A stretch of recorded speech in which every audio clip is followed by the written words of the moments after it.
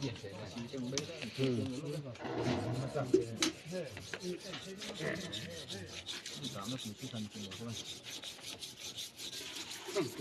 ่ว่าพี่อง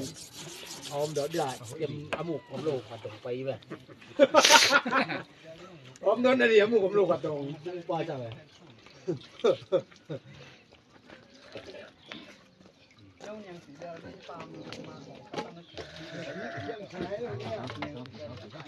ยังต้องกินตาดูมั้ง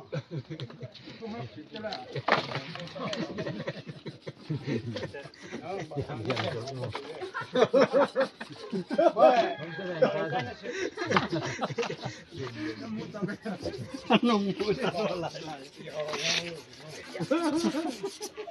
นั่งนี่ผู้ชายนั่งลงไก่ชามาทำยังไง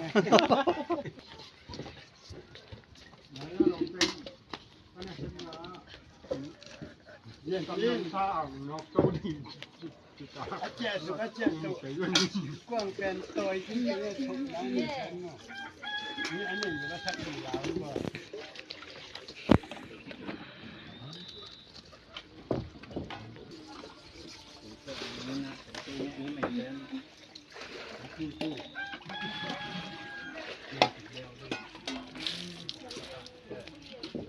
ดีดี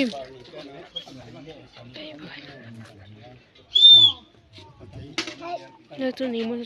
ครับมันล้ำมุกมันล้ำมุกนี่มันไม่เต็มฝ่ายป่ะเฮ้ยหนุ่มหนุ่มทุกวันเลยแก่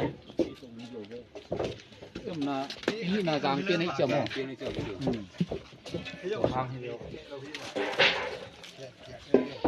ตักไล่ให้ปูมาจางเปลี่ยนให้เจียว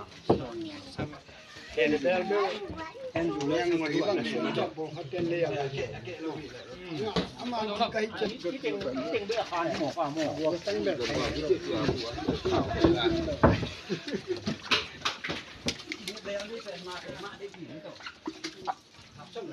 ว่าจริงๆแค่กระโดดแหละอามันเหรียญน้องเลย